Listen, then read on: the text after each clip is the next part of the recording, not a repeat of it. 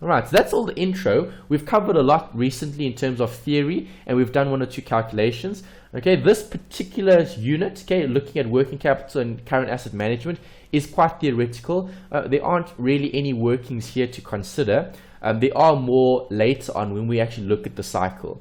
Okay, so the cycle will be taken a lot further. From an exam point of view, they do always test net working capital in terms of its components, all right? And the cycle is quite important when looking at the cash conversion cycle. So current assets and current liabilities always come up. You need to be able to identify which is which. Okay, so you should be able to identify what a current asset is versus what a current liability is. And if they do give you non-current assets and liabilities, you should be able to differentiate between them, and you should be able to pull out what the short-term assets are versus what the long-term is. Okay, working capital, we know, we just spoke about that, is the difference between the two. So our assets minus our liabilities will give us what we actually have available that will help us to run the business. Okay, so if we're focusing on current asset management, we're looking at things like debtors, things like inventory. Okay, and we know inventory and debtors will affect the working capital. Alright, something to also be mindful of is this trade-off between profitability and risk. Okay, so simple concepts to highlight here, risk and reward. Okay, so if I'm going to be looking at my current assets, okay, if I'm focusing on profitability and risk, is it a good idea to buy inventory?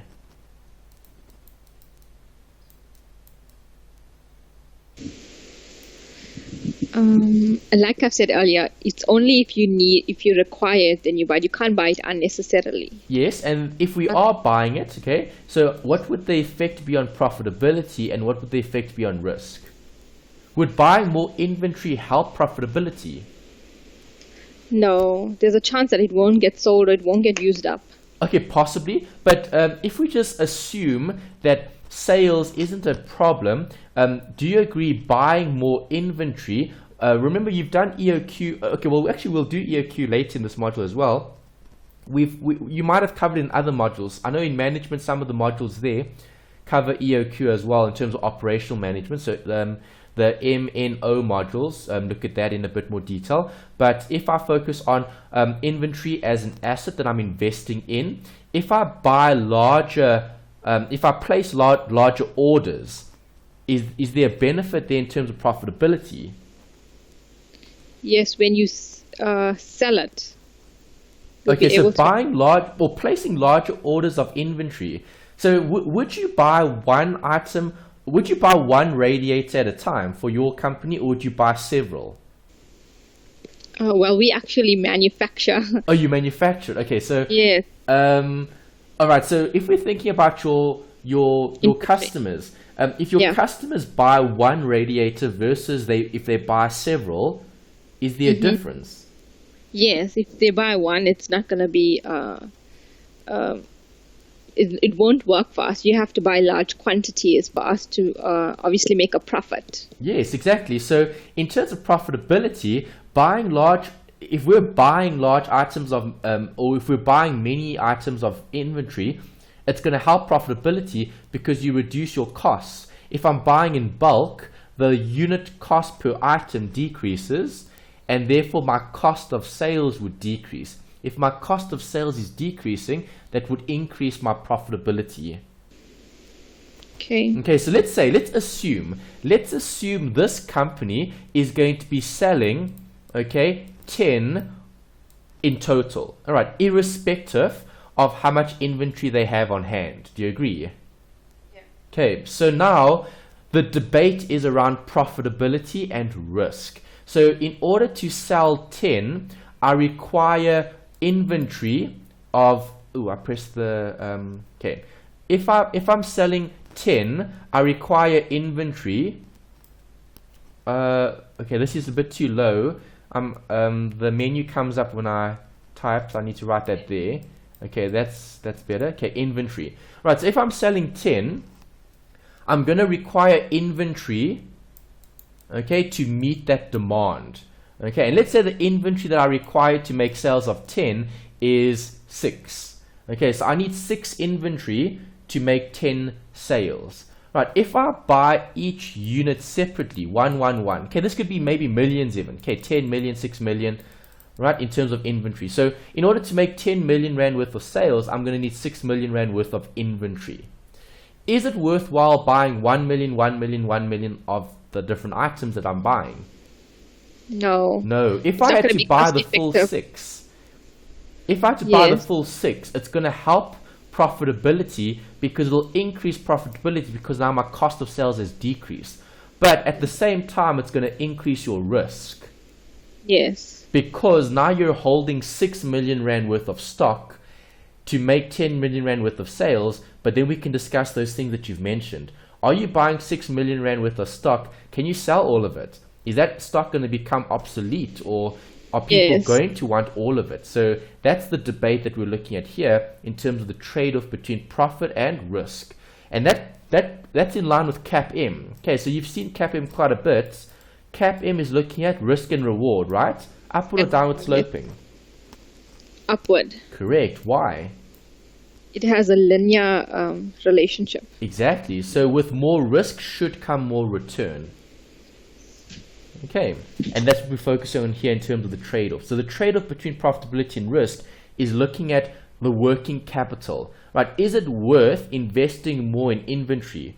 Because it's going to take cash, okay, or it's going to take financing to buy more stock. So if that's the objective, buying more stock, I need to finance it, and that's going to affect my working capital. I'm either going to increase my liabilities, right, in terms of my current liabilities, maybe in terms of creditors, or I'm going to decrease my cash, okay, which reduces my current assets. And if my current assets come down and my current liabilities go up, working capital is negatively affected. Yes. Right, good. So 3 questions for you to consider. What do companies need to operate? Efficiently.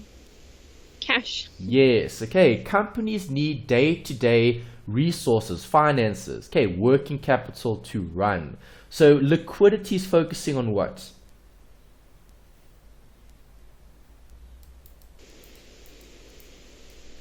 I think cash as well. How much of cash do you have, and is it positive or negative? Okay, liquidity is the ability to realize cash in order to meet those obligations. Okay, so if something is liquid, easy or difficult to convert into cash?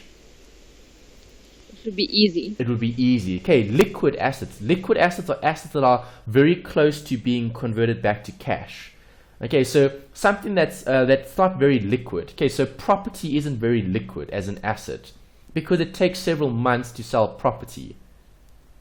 But let's say retail, fast-moving consumer goods. Okay, so your day-to-day consumer goods would be highly liquid because people are buying those constantly.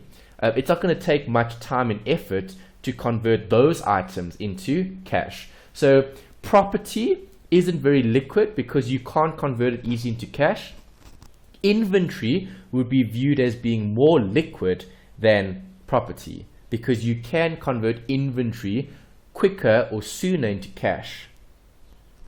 Okay, so liquidity is focusing on the ability to realize cash, and we'll discuss that later when relating to the actual cycle. We'll talk about the cash conversion cycle and this whole concept of liquidity again. The last question is looking at financial managers. Okay, should managers monitor cash flow? Yes. Definitely. Okay, they have to. Right, we know companies go out of business not because they don't manage their cash, not because they don't manage their profit or show profit. It's because they don't manage their cash. So liquidity actually causes bankruptcy. Not having enough cash on hand to meet obligations creates a problem, right? And that's why cash flow is so important. And the cash flows that are important would be the inflows. Okay, make sure you're either maximizing the inflows, so getting the receipts in as soon as possible, or try get more favorable relationships with your creditors so that allows you to pay a lot later. If you can postpone payments, that assists with improving your working capital, your cash flow. Okay, so what cash flows are important? Inflows, maximizing your inflows, and try minimizing your outflows. Okay, or postponing those outflows as much as possible. Yes. All right, let's look at current assets and liabilities. I want you to think of as many as you can. Give me a list. Current assets. Current assets is your bank. 1. Debtors. 2. Inventory. 3.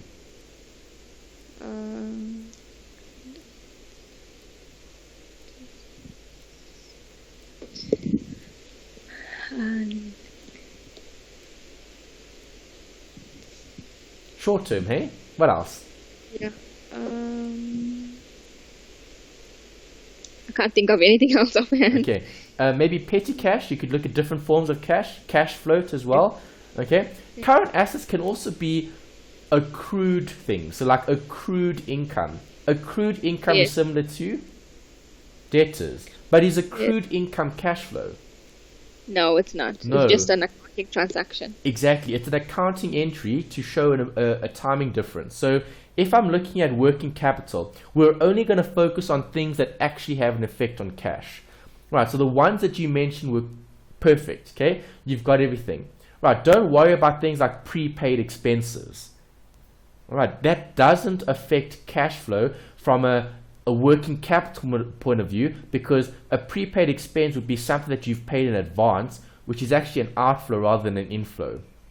Okay, we're focusing on items that would specifically affect the business's operations in relation to its working capital. Right, so a prepaid expense in its true sense isn't a let's say a direct factor, okay, when looking at the working capital, because the working capital is looking at the actual conversion of assets into cash, okay, or cash into other assets, depending on which way you're focusing on, the inflow or the outflow.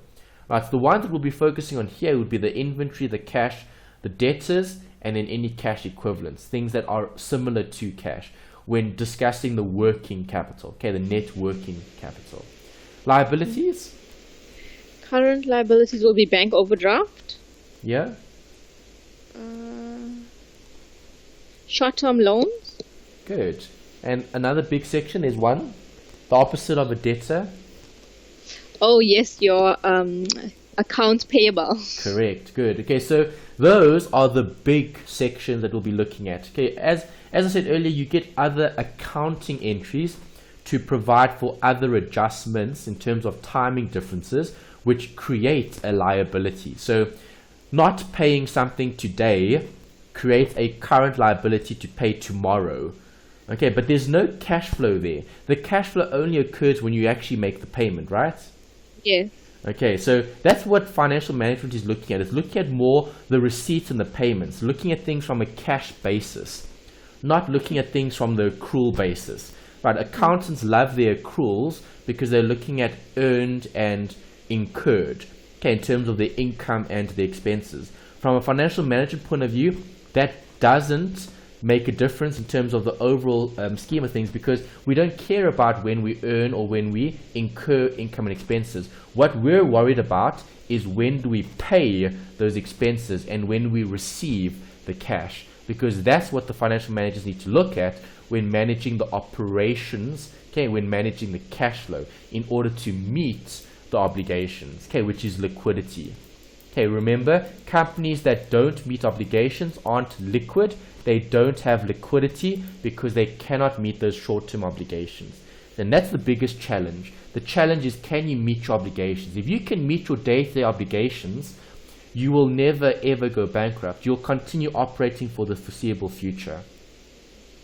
Okay. As soon as those obligations become problematic and we can't finance or pay for them, then things get difficult and those businesses normally fail. Okay.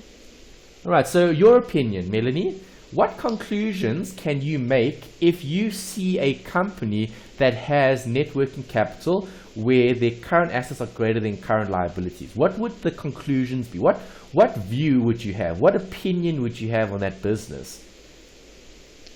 That the company is liquid.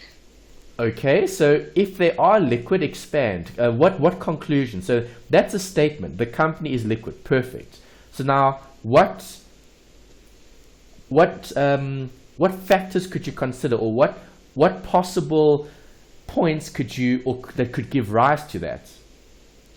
Okay, the fact that the current assets is greater than the current liabilities, that they have enough cash flow. Okay, so if they have enough cash flow, what do you mean by that? Just expand. They can meet the financial obligations. Okay, so how is that possible? What would they have done right? What makes a business what makes a business that has lots of positive cash flow different from a business that has lots of negative?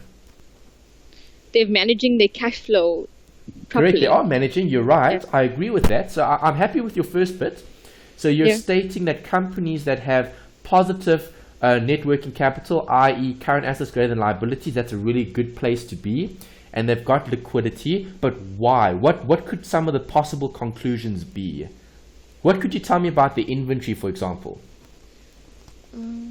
They are able to sell the inventory. They're able to make a profit from it. Good. The bank account would be in a positive balance. Good.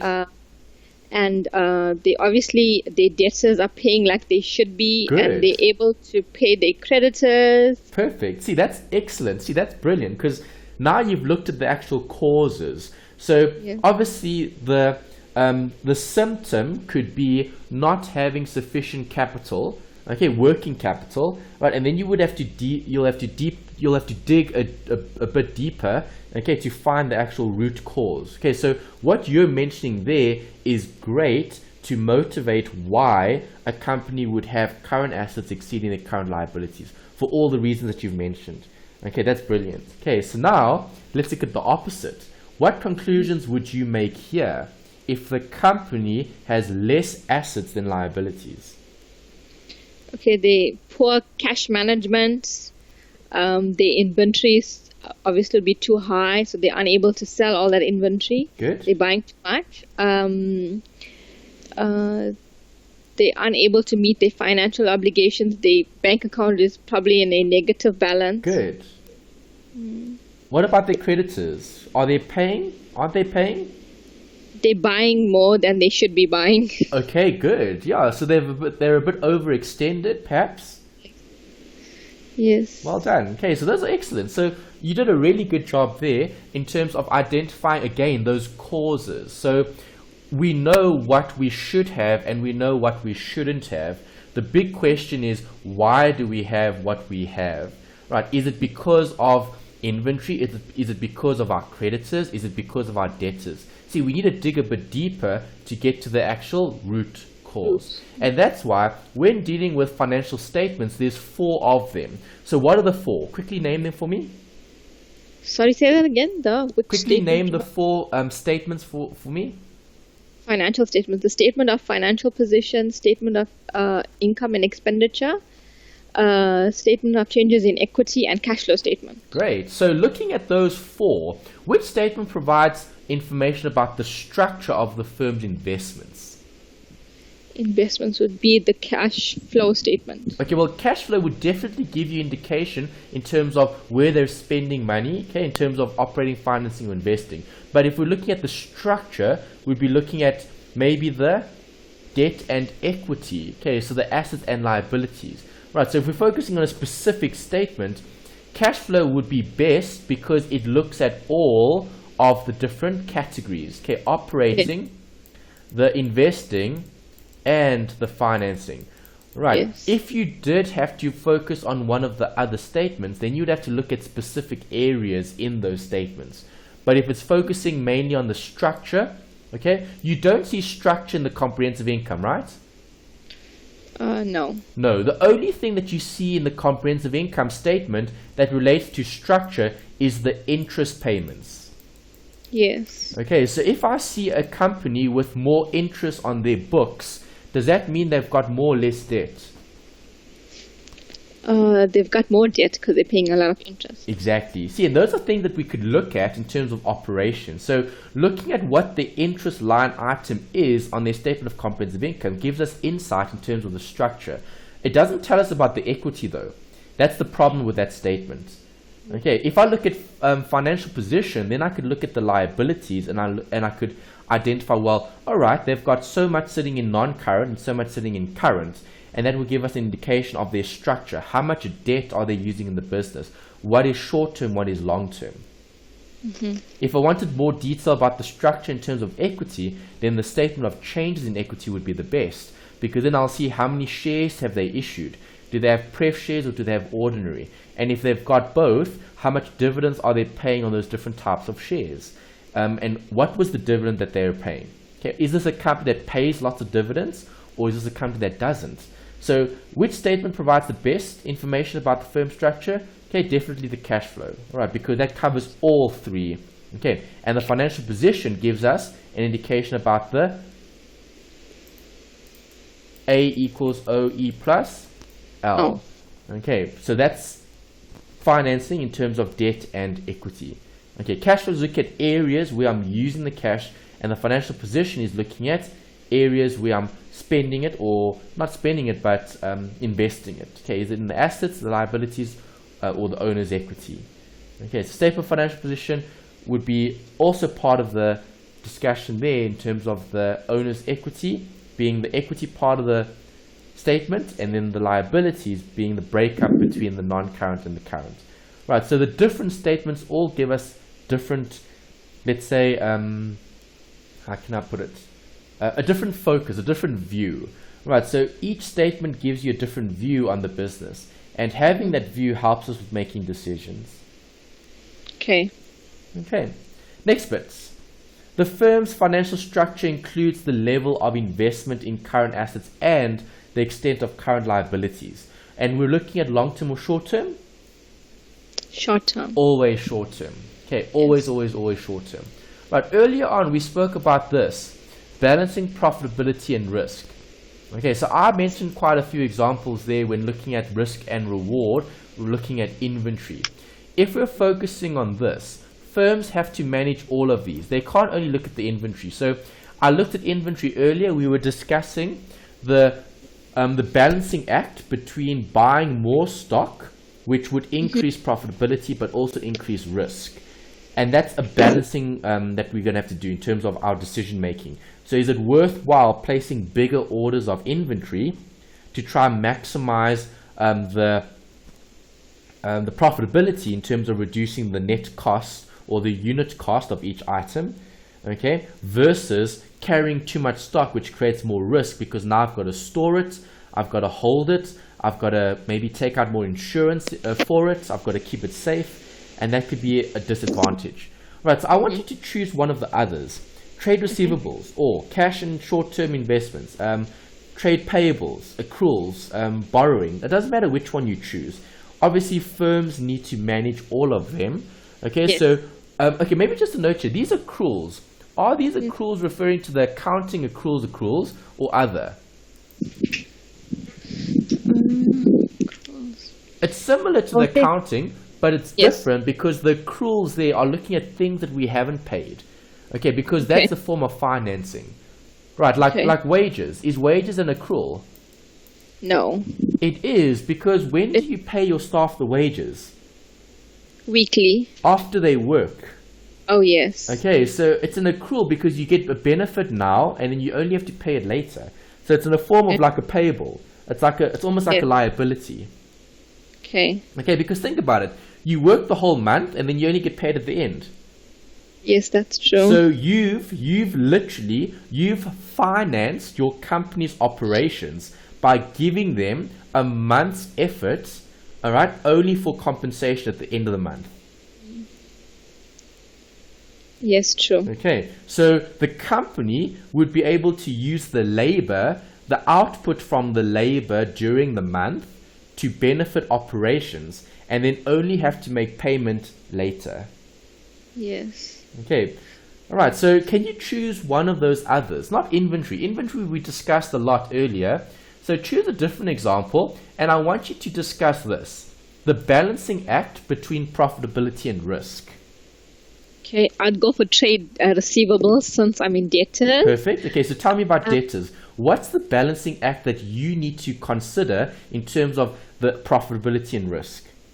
Okay, when selling to a debtor, you have to make sure that they are able to meet their financial obligations. You cannot selling a lot of stock to somebody, and if they can't pay you at the end of the month, that's a huge risk to your company. The sale is not the be all or the end all. You have to be able to collect the cash. So you'd have to do like a check before opening or creating that debtor account. Perfect. Okay, that's a great example. All right, so the trade-off that you're looking at there is it worth giving more people that might not be able to meet the requirements more debtors in terms of credit, a larger credit facility with your company? That will definitely increase profitability, but that raises the risk of bad debt because not all of them can afford to pay, and you need to therefore screen them. Okay, that's brilliant. Okay. Nice. All right, here's the note about the net working capital. So just to describe net working capital in one word, one sentence, what is it? Net working capital. In one sentence. Short term? What is it? Net working capital. Current assets minus current liabilities. Yes. So the net working capital is the difference between those two. So it's what's left over as part of your short-term assets and liabilities. Okay, so it's like the short-term finance that you have available, okay, when considering those liabilities that you need to pay off. Okay, so the net effect. So it could be short-term owner's equity. Right, because you know owner's equity is assets minus liabilities, but that's total owner's equity. Okay. So I'm just trying to keep it simple and trying to contextualize it. So if I contextualize net working capital, I could refer to it as short-term owner's equity. Because if you look at the equation, that's exactly what you're doing. You know owner's equity is assets minus liabilities, but now I'm looking at the short term. So now it's current and current. Yes. Okay, so just to keep it simple, if I'm focusing on short-term owner's equity or short-term wealth, inverted commas, what do I need to consider? Well, this is what I need to look at: the cash conversion cycle. So a cycle will always exist. It doesn't matter what type of business you've got. You can have a service business, you can have a trading business where you're buying and selling stock. There's going to be some sort of cash conversion cycle. So when looking at this, the working capital cycle, do you agree working capital is looking at the current assets and the current liabilities? So I need to look at all of those different sections. Okay, what did we say the ultimate goal is for a business? Creating value. Correct, creating value. Right, so when looking at creating value, you need to start with what? Businesses need what to start? Cash. Good, cash or capital. Right, so you need something to start off with, okay, in terms of creating that entity, the business. And that cash that we have can either be financed through debt or equity. But see, that's different, that's separate. That's the financing side of things. Okay, we're not looking at the financing side of things. We're looking at the working capital side of things. So we're looking at once we've got the cash, okay, irrespective of where it came from. Okay, it could have come from a loan or it could have come from investors. It doesn't matter. Okay, you've got it. Okay, so let's say you've got 100. Okay, 100 Rand. Okay, just to keep it simple. All right, so Melanie, you've got 100 Rand. Okay, if you're going to be creating value, is it possible to sell a 100 Rand note to someone at 200 Rand? No, it's not. Why isn't it possible? Because the value of that 100 Rand is 100 Rand. You can't change the value of it. Exactly. So you cannot create more value from cash as cash. So cash as it is currently is impossible to create more value with it. So I can't go to someone with 100 Rand notes and say, well, buy these from me, and I'm selling these notes. I'm selling these notes at 200 Rand one. They're going to think you're crazy. They will, okay, because there's no value being created there, all right, in terms of value for the end user. So when look at the cash conversion cycle, what happens here is, well, cash is going to help us to do this. buy inventory. And if we buy inventory, we go straight to that point. Okay, there's no creditors. Okay, that's if we're buying inventory using cash. Okay, inventory that we have now, can you sell 100 Rand worth of inventory at 200 Rand? Yes, you can. See, now that's different. Okay, because now you've taken cash and what have you done? You've transformed it. Okay. Okay, so when looking at the cash conversion cycle, the focus is on transformation. Right, how did you transform your cash? And what did you transform your cash to? Okay, or what did you use it for?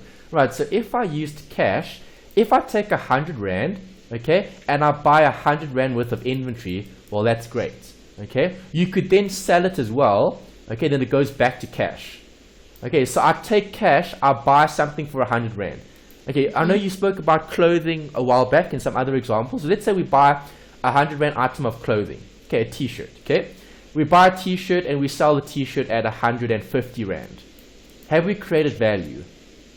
Yes. Yes. Okay, because now you've transformed it. Okay, so what is risk for the business? Risk for the business is what I'm contributing cash to, or what I'm changing cash to. But if I'm changing cash to t-shirts and it's in the middle of winter, am I going to sell t-shirts in winter? No. Probably not. Okay, so that's risky. Okay, because now I've tied up cash in inventory which can't always be sold. Okay, but if I buy beanies for 100 Rand and I sell them at 150 and it's the middle of winter, right, I'm creating lots of value. Yes. Okay, because that's the transformation of cash into something else, back into cash. All right, so do businesses always need cash to start? No, they can take it in the form of a loan. Yes, or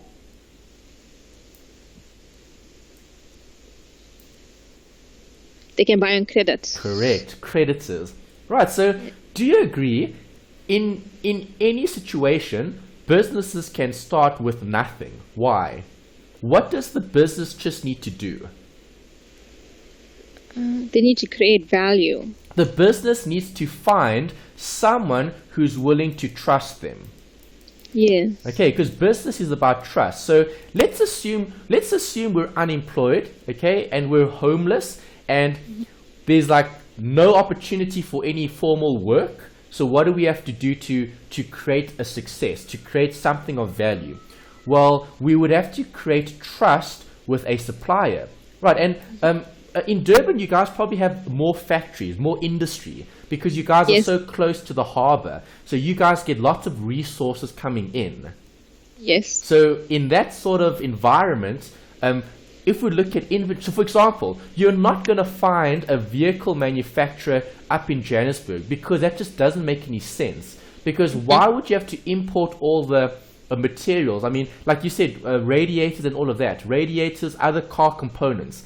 If I had to import all the stuff, it's going to come in where? It's going to come in at one of the harbors. So PE, Durban or Cape Town, okay, the big harbors. And then from there, I still need to bring it all the way to Joburg. Then I need to take all that stuff, I need to convert that into a nice car, and then once the car has been created, now I need to sell this thing. And now where am I going to sell it? I can't only sell it in Joburg, I need to sell it to the rest of the world. So now I need to take those cars back to PE, Cape Town and Durban, and now I need to ship it to all the way to all these other places. Okay, so it's not cost effective. Pardon? It's not cost effective. It's not cost effective at all. And that's why with inventory, you're looking at how can you get it and how can you get it quickly, and creditors provide you with that option.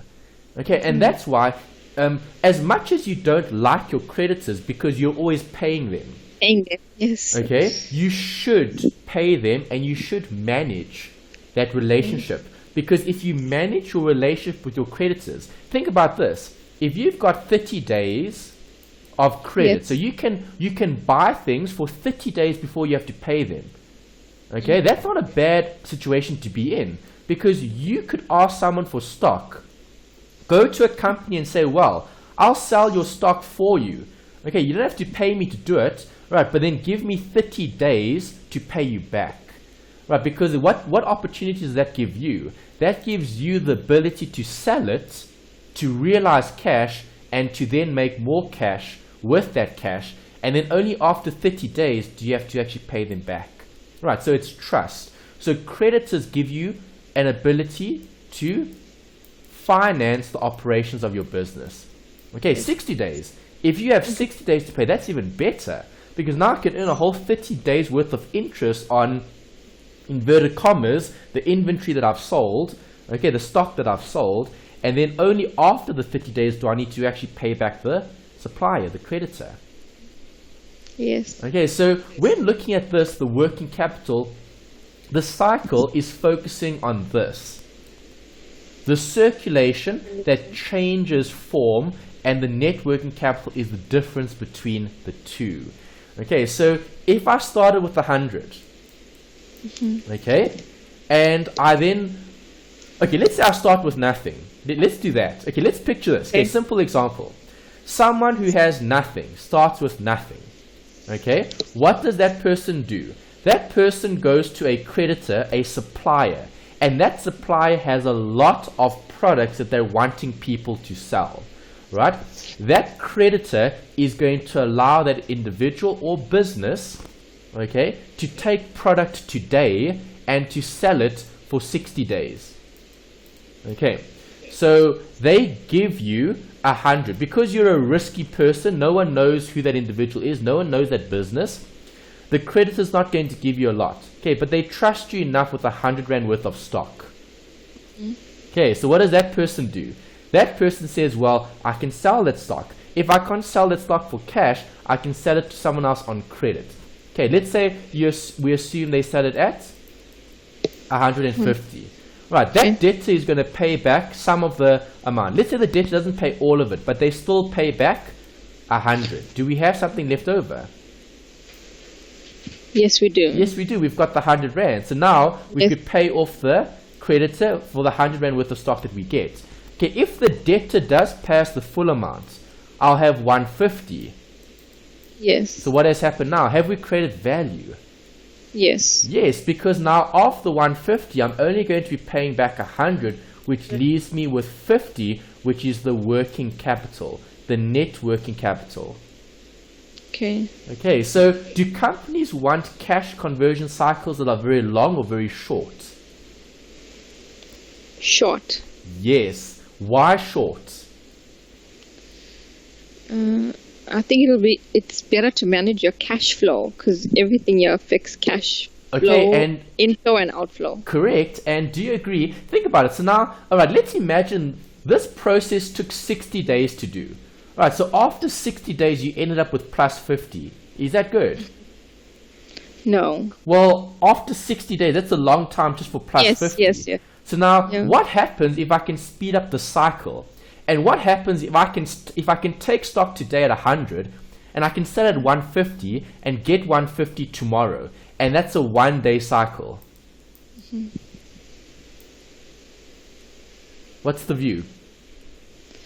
I think that's good. That's good, because now the cash conversion cycle has sped up. So how do companies maximize value and return? In terms of working capital, they need to focus on making the cycle as short as possible. The shorter the cycle, the better. Now think about it. Every day we're going to get plus 50. Is that good? Very good. That's better than every 60 days making plus 50. Plus 50. Okay, so this cash conversion cycle starts and ends. And every time we start and end the cycle, there's plus 50, plus 50, plus 50. So from a company financial management point of view, is the cash conversion cycle important? Very, because it tells you how productive the company is as being a cash generator, generating cash flow. And that's why earlier on I asked you, if you see a operating cycle or operating activities with negative 50, what does that actually mean? That actually means the company is losing more cash than it's generating. So that means every cycle, you start here, you end there, it's minus 10. You start there, you end there, it's another minus 10. Is that company going to continue? No. No. Okay, that business is literally digging its own grave. Okay, and that was what was happening with African Bank. Okay, I'm going to show you African Bank as an example. Okay, African Bank Investments Limited, Able. That's exactly what they were doing in terms of they were trying to speed up the cycle because they were focusing on the value that was being created. But they didn't realize that they weren't getting the cash. Okay, because obviously Ellerines, the furniture business, was part of the African Bank group of companies. Right, so they were focusing on just selling the stock, selling the inventory, Give more people inventory, 50,000 for a sofa, okay? If you want it, I'll give it to you. Okay, but then you must pay me back. Do you think people paid them back? No, definitely not. No, that means they would net 50 every time they sold an item of furniture. Now they sell a TV stand, minus 10. Now they sell some nice coffee tables, minus 5. Now they sell some more furniture, minus 50. And every time they did that, they literally dug a hole for the business. And they kept digging the hole deeper until they just couldn't get out of it because no one was willing to pay them what? The cash. Okay, so that business's cycle was broken. Okay, if the cycle is broken, the company is broken. The company will fail. The cycle is probably the most important thing to consider when looking at managing your business. Okay, if you can manage your cash, your business will continue forever. You're never ever going to have a problem with sustainability. Right, and obviously hopefully with time and effort, then the business becomes profitable. But see, profit isn't working capital. Profit is the accounting measure of performance. Mm-hmm. Is that all right? So, okay, Melanie? Yes, I'm good. Great. Okay, so Melanie, I want you to think about an example here. I want you to try to draw us an example of this whole idea of this cash conversion transformation. Okay, that's the focus. So I want to ask you, I want you to think of either in the past, have you ever sold anything in before? It could have been at school. I mean, if I think back to school days, you always have those fun market days and stuff, and then you sell stuff for your charity or whatever the case might be. So, is there anything that you can think of that you could discuss here in terms of a diagram where we're looking at the transformation, cash transformation cycle in as much detail as possible? Okay.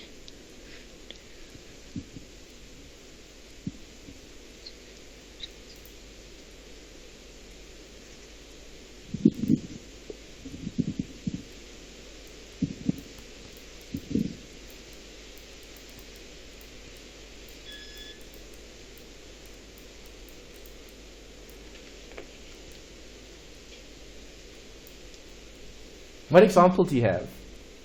The only thing I can think of is cake sale that we would have done at school. Okay, cake. So you've made cake before and you've sold it. Yeah. Okay. Do you still do something like now, like anything more recent? Because that would be an example from school. I'm just thinking about like more recent. Is there anything?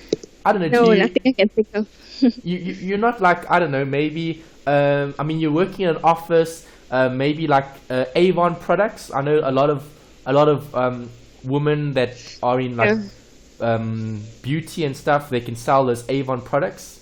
Mm-hmm. Or, I don't know, Herbalife or all these other fancy things they have. The only other thing I can think of is Tupperware. I do help my mother-in-law to sell Tupperware at work. Okay, there we go. Let's use that example. Tupperware. Okay. Perfect. Okay, that's probably more recent than the cake sale, so it'll probably be more relevant here. So let's talk about Tupperware. Okay. Did I spell it correctly? Yes. Okay. I wasn't too sure. No, just the R is... Yeah, the R is missing after the E. Yeah, it's missing the R. Okay, great. So with Tupperware that you're selling, okay, this is your business that you're selling. Okay, that's the business. That's the focus. We're looking at the cash transformation cycle. Right, so describe it to me. Tell me what you're doing. Okay. Where do we start? Tell me the start. What happens? You receive a catalog. This is Melanie. Okay, so we need to look at Melanie, obviously. Okay. All right. Okay. So Melanie is running the Tupperware business. Okay. So now what does she do? You would receive a catalog, which you would send it to a group of people. Okay. Where's the And catalog coming from? it comes from Tupperware. Okay. It's from the actual supplier. Yeah. Okay. Fine. So is there any movement in cash there? No, there isn't. Okay. Fine. Keep going. Describe the rest of the process. Keep going. Okay, so once the catalog is sent out, then this group of people decide on the items that they want, and I would then place an order with Tupperware. They would, I would have to pay for it first, and then. Okay. All right. So let's pause there. That's good. That's a good first step. So, all right. Catalog goes to consumer. Consumer's happy with a particular product. Now you talked about cash flow. So you described cash that you have to pay. Yes. Okay. Because you have to place that order. All right. So let's just use one example. What's the cost of one item? Just one item. Just as an example. 190 rand for a bowl. 90. Okay. Let's use 90. Yeah. All right. So 90 rand for a bowl. This is what? Inflow or outflow?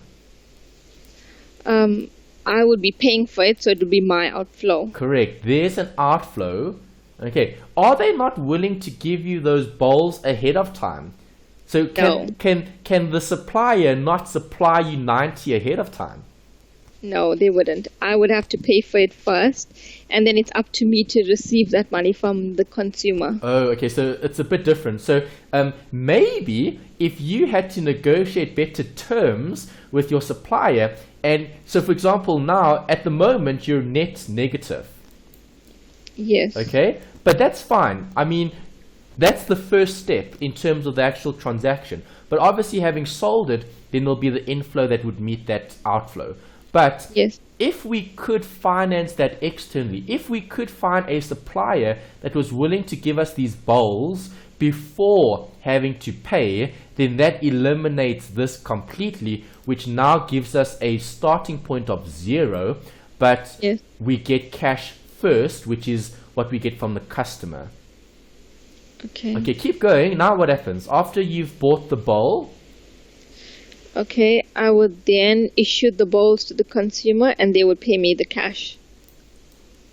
okay. Alright, so the consumer is happy with the bowl that they've received, and you get an inflow of how much? 150 rand. Okay, 150. Alright, and how long does this take? So when Melanie gives the catalog to the customer, and once the customer has placed an order, how soon does Melanie deliver on that particular product? It takes about a week. It takes about a week.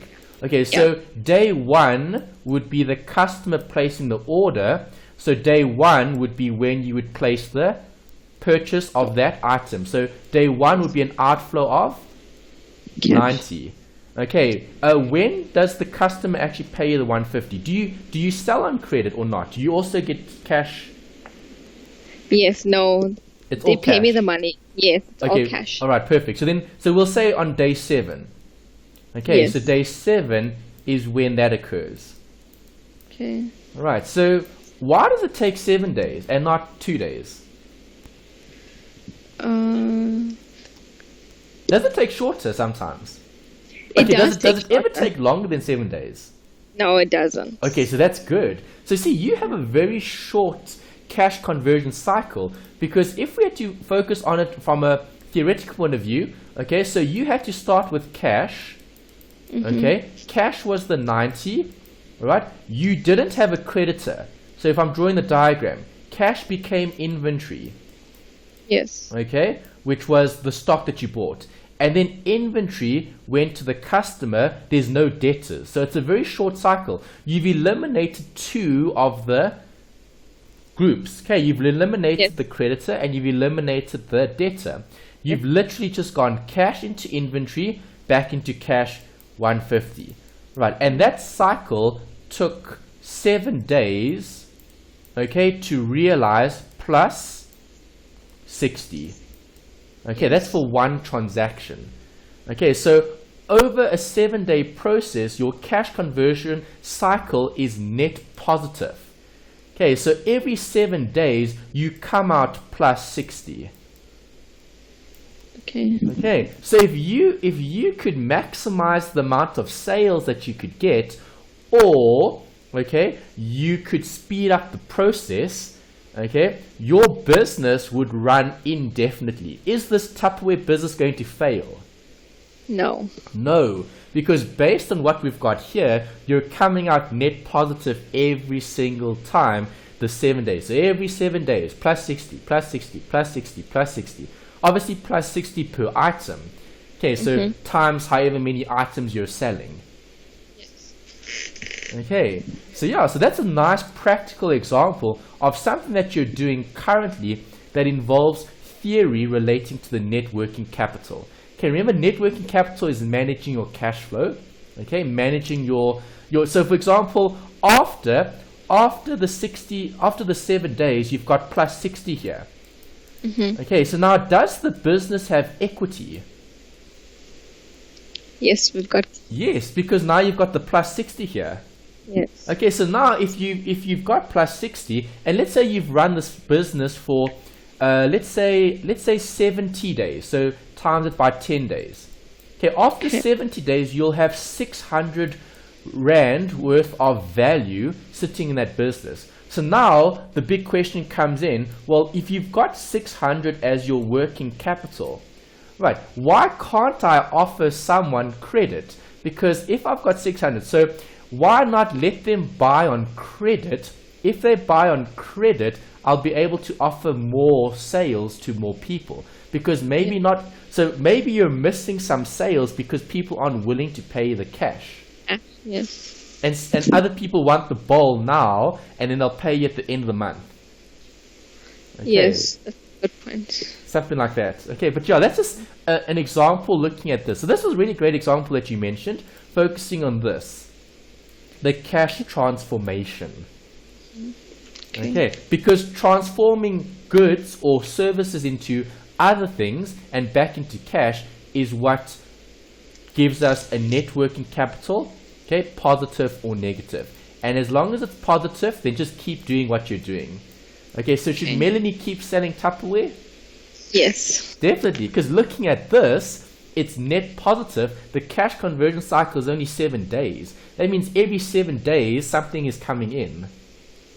Okay. Do you agree?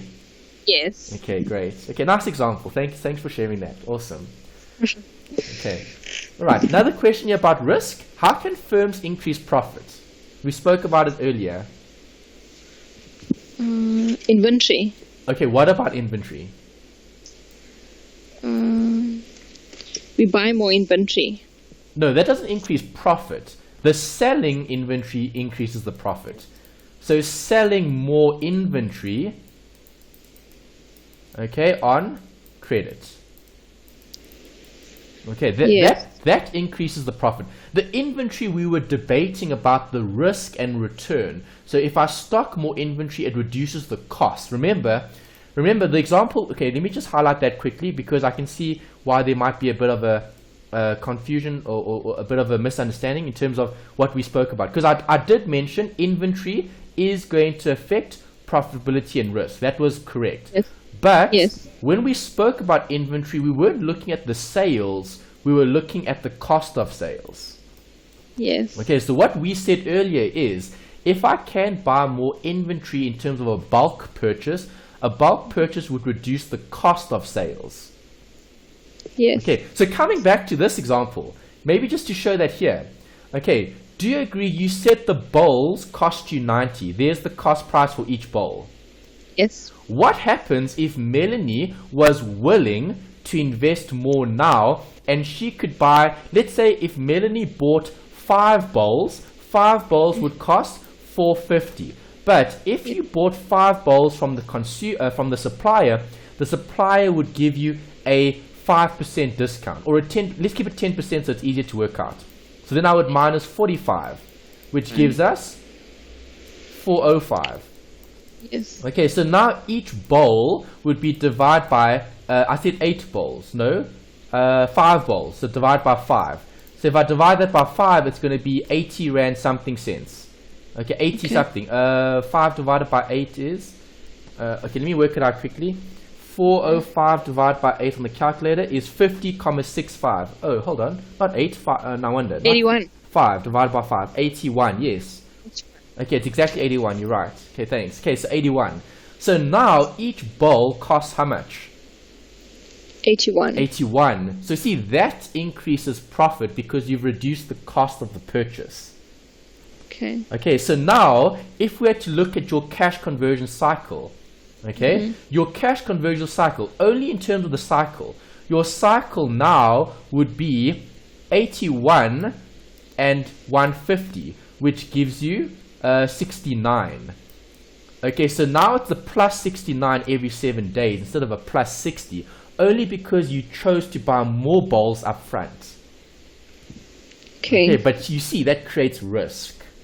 Buying more bowls to sell ahead of time helps with cost of sales, but you're still sitting with these bowls. Okay. Okay, does that make sense? Yes. Okay, so how can a firm increase profits? Selling more. Okay, selling more. That increases profits, or you could talk about reducing expenses, okay, or reducing outflows. Okay, profit is looking at income and expenses. Okay, so selling more inventory on credit, so increase sales. I'm just going to put this. Okay. Increase sales or decrease expenses.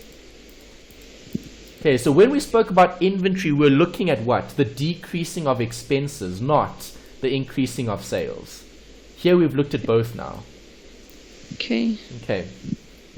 Right, just a note about risk again, we spoke about it. Risk is when we don't meet our obligation. That's the problem. No one wants a situation where we can't meet obligations. And firms are technically insolvent if they cannot pay their bills. Okay, I'm going to show you a quick example later on just to end this section, looking at net working capital, okay, African Bank. Right, so with cash flow, the nearer an asset is to cash, the less risky it is. Okay, so why don't you want to sell bowls on credit? It's a risk that people will not pay me. Exactly. It's a pain. It's a pain to do so, right? Yes. Okay, because now there's a whole lot of extra stuff that you need to do. You need to follow up. You need to call them. You need to do other things to keep track of how many people have bought from you. Yes. Okay. If it's nearer in terms of cash, so once I've got the bowl, once I've sold it for cash, there's less risk there. Okay, you don't have to worry about anything else other than, well, here's the product, where's the cash, thank you, transaction complete. Okay. Okay, so current assets and liabilities affect risk, we know that. Okay, in the textbook, they do give you a bit of a list in terms of what happens to it, but I don't want you to remember and study lists. Okay, that doesn't really help in terms of understanding or recalling the information. Okay, understanding it is actually key. So when looking at current assets and liabilities, always just think about it as logic. Okay, so here's an example, and you'll see why I don't want you to remember a list. If I increase inventory, what does that do to risk? It increases my risk. It increases my risk. But inventory is what type of account? An asset. A current asset, good. But now what happens if I increase my cash, my bank? Cash is still an asset. Yes, you're increasing your current asset. Am I increasing or decreasing my risk? You're decreasing your risk. See, it's the opposite. Yeah. Okay, so just think about it logically. Risk is looking at the ability to realize cash and to meet your obligations. Yes. Okay. All right, next slide. Let's have a look. Okay, that's the end of that bit. Great. Okay, so we've completed the theory. All right, I've got examples here that I want to show you quick before we wrap up this section. Okay, the first bit, let's look at this then. African Bank, okay, Investments Limited. All right, notice, what does it say here? In business rescue. What does that mean? Someone is going to buy them and try to salvage whatever's left of the company. Okay, well, currently, the Reserve Bank is still trying to save them, okay, because the Reserve Bank actually stepped in. around it was around end of 2015, going into 2016, where we had the big commotion about African Bank and how they were suffering, and then the Reserve Bank stepped in. Okay, so Reserve Bank stepped in and they literally saved the business, because if they didn't, this business would have collapsed. It would have ended. Right, so let's have a look at some of the information in the books of the entity. Okay, no, that's not it. Further down, there's it. Okay, so company statement of financial position. Okay, so what does this tell us about the business?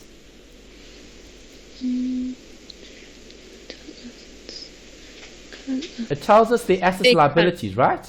Yes, the current assets is more than not the current. The assets is more than their liabilities. Okay, well, let's have a look at the detail. Okay, so these figures are in million. Okay, so from 2014 to 2015, we've got comparative figures here. Okay, if you look at the assets, okay, you can see short-term deposits and cash, that has gone up. Yes. Okay, other financial assets, this has also gone up by a lot. Yes. Okay, what are other financial assets? That could be something like debtors. Okay, trade receivables. Right, remember, the selling goods on credits. Okay. Yes. Then you've got also other investments in subsidiaries. Which other subsidiaries? Well, it was Ellerines mainly. Okay, Ellerines was their furniture business that they had purchased because they were attracted by the huge amounts of profitability in the company. Okay, because again, what were they doing? They were focusing on sales, selling furniture today and receiving it later. Okay, so that was the investment in that subsidiary, Ellerines. Okay, then they got liabilities and tax here. Okay, you can see their borrowings and other liabilities come out to 868 million. Okay, that's the amount of liabilities that they have in the business. Okay, and then you've got the equity, which is obviously the difference. Right, so when looking at that, this looks okay because you've got assets, okay, and the assets are greater than the liabilities. Right, but now, what happens if I don't receive any of that? It's not good for the business. Correct. Isn't asset an asset if you can't receive it? No. So let me ask you this. Is debtors an asset if you can't receive it? No, it's not. It'll turn into bad debts. Correct. Debtors becomes a bad debt if you can't receive it. And then have a look at this. The investment in subsidiaries. So now Ellerines is a business that sells furniture. Okay, you believe it's worth 565 million.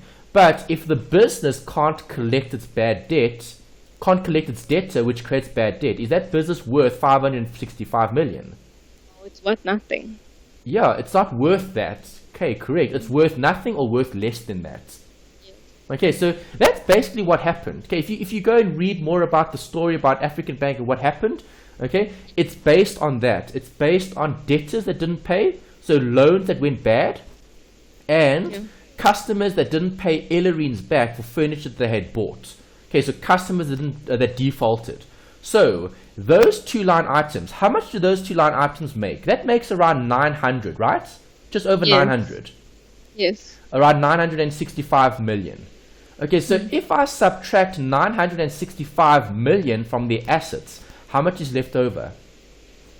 The 454. It's about 454, yeah. Okay, so if 454 is left over, okay, is 454 going to pay all your liabilities?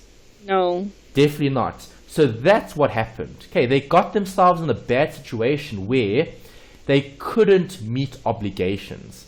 Right, and if they can't meet obligations, they're going to fail. So the Reserve Bank had to step in to save this company because they couldn't meet their liabilities, and they're still in a difficult position. Okay, they have started to still conduct business, right, as a new financial provider. Okay, but they're still under the gun in terms of they're being managed or helped. There's hand holding from the Reserve Bank to make sure they don't conduct business recklessly that ends up in the same position as they were before. Okay, because remember, what do companies want? Value. Companies want profits. Okay, shareholders want value. Right, so companies were looking at generating more profit at the expense of value. Okay, because this company is actually worth very little now. They've actually destroyed value because they were putting profit above value. Okay, they were just chasing the next sale. Let's keep selling furniture. Give more people furniture, we'll worry about collecting it later. Creates a problem, right? Yeah. Okay, so for example, let's relate this to what we had earlier. Okay, I closed it. Okay, the diagram is gone now, pity. But let me just talk about it then. Okay. We spoke about Melanie's business. Okay, so if Melanie wanted to just focus on sales, Melanie could give her entire company credit. Okay, so who wants a bowl? Okay, let's say Melanie goes to work on Monday and she comes with 1,000 bowls. Whoever wants a bowl will get a bowl and they'll only pay Melanie later. Okay, but now if Melanie brought 1,000 bowls to the office on Monday, each bowl costs 90. Melanie's going to need 90,000 to buy those 1,000 bowls. And if you're just giving those bowls away free for all, are all those people going to actually pay you back? No. Probably not. But on Monday, Melanie could be saying, well, hello, I've just sold 90,000 Rand worth of sales. Do you see that? Yeah. So as a company, Melanie could say, well, my company made 90,000 Rand in one day. What company did that? Okay. True. Yeah. All right. But you didn't receive a cent in terms of the receipts. Okay. So it's very easy to show a nice set of financial or statements. That's why when you look at financial statements, you need to always dig a bit deeper. Because the devil is in the detail, because you might have a situation like this, where it looks very good on paper. And remember, this is in 2015, hey? Right, yes. So if you're just looking at these statements, does the balance sheet look good? Does the financial position look good? It does look good. Yes, it does. Can I have a look at this? Does the profitability look good? Here's the profitability. Have a look at that. Yes, it does. See, now don't you think people should be asking questions when you see something like this? Yeah. Have a look at 2014. In 2014, this was the loss that you made. And remember, this is in millions. Yes. Okay, so in 2014, this company made a 16 billion Rand loss. And then in 1 year, they changed that to an 800 million Rand profit. How in the world is that possible? From negative 16 billion to plus 800 million over a period of 1 year. I think just by purchasing the Ellerines. It's not about purchasing Ellerines. Well, yeah. It's part of it, you're right. But it's more about what we just said as an example. Let's give anyone a sale who wants a sale so we can show a sale. Yes. Do you see?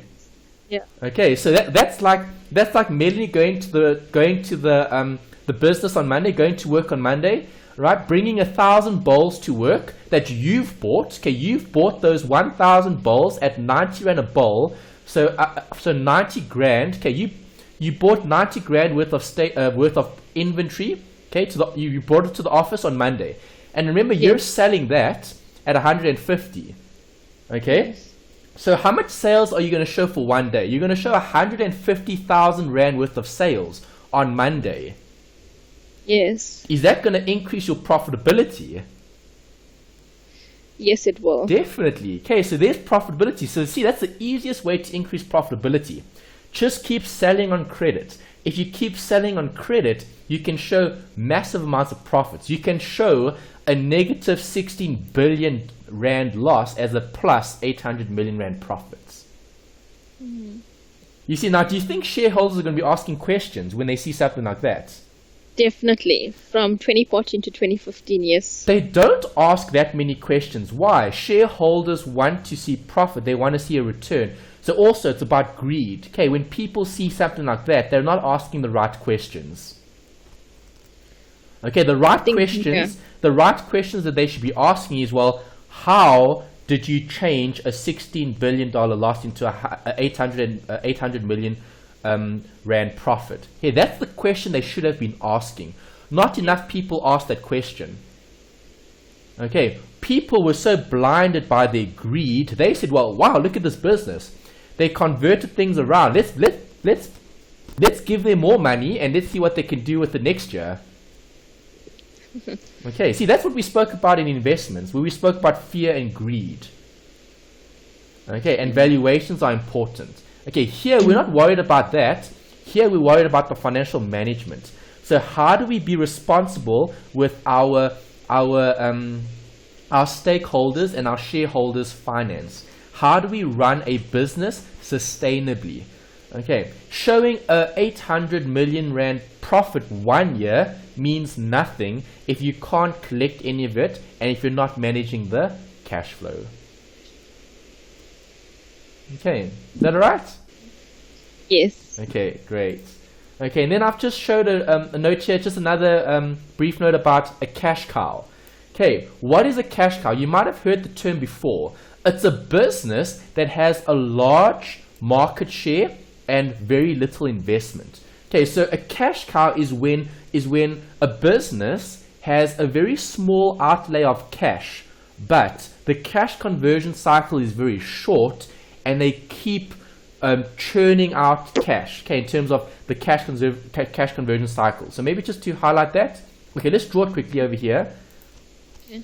So a cash cow is what they refer to as a business that generates a huge amount of cash quickly. Okay, so starting at cash, going back. Let's use this example here. Okay, a cash cow. Right, very, very fast cycle. Very, very fast cycle.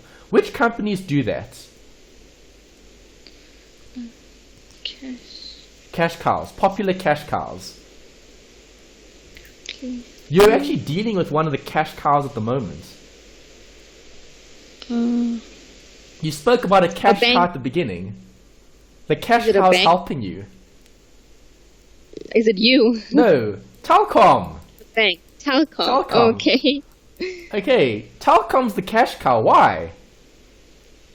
Because we need the internet line. Well, the cable that's running into your home, okay, that cash cow that's running into your home, okay, do you agree that cable is there? Yes. Okay, whether that cable's working or not, there's still cash coming to the business. Yes. Okay, so in terms of telecommunications, they always refer to telecommunications as a cash cow. Because, think about it. It takes an amount of investment at the beginning. Okay, so you need to obviously invest. You need to build the cables. You need the fiber. So, for example, fiber is becoming more popular. Mm-hmm. Okay, so that's something to consider because why? It's an investment at the beginning. But once the investment is there, once you've got the fiber cables running to people's homes, then you've got this cash cow. Okay, because it's focusing on what? Limited amounts of resources after having started the project. Okay, so MTN, Vodacom, Cell C, all the telecommunication providers, the big players, so they are all referred to as cash cows. And those businesses are never going to go bankrupt. They will continue operating forever. Why? It's because they do this so well. Cash. Think about it. When you buy airtime, okay, when do they receive the cash? Immediately. The moment you buy airtime. Yep. Okay, so their cash conversion cycle is so short. Or even if you convert airtime into data, when do they get the cash? Again, it's immediate. Right, because it's data. Okay, their cash conversion cycle is so short. From cash to inventory back into cash, that's so tiny, it's so short. Okay, so that's just an example in terms of a cash cow. Something we can apply and we can look at. Okay, so other cash cows could also be banks. Banks are also cash cows. Why? Banks do it the best. How does a bank make money? They take cash from one person. So remember we spoke about this, Melanie. Would you be able to take 100 rand and could you sell that 100 rand to someone else at 200 rand? What did we say? Is that impossible? Impossible. Well, for us it's impossible because if we take a 100 rand note to someone else, no one's going to give us 200 rand for the 100 rand note, right? No. Only the bank can do that. Only the bank can do that, exactly. Because what happens? Well, the bank takes 100 rand from you, okay, Yes. as a deposit, and then they give it to me as a loan, and that's how they make 100 rand, 200 rand. Yes. And that's another cash cow. Okay, so there's quite a few cash cows around there. But what do they all focus on? The cash conversion cycle. Keep the cycle as short as possible in terms of providing cash and receiving it, and providing value. The value is key. Yes. Okay, so someone's getting value here. Because you're getting a loan, you've got value. Irrespective of what you paid for the loan, it doesn't matter. But that's the value that the banks create, and that's why we need them. Same thing with MTN, Vodacom, Cell C, Telkom, all of them.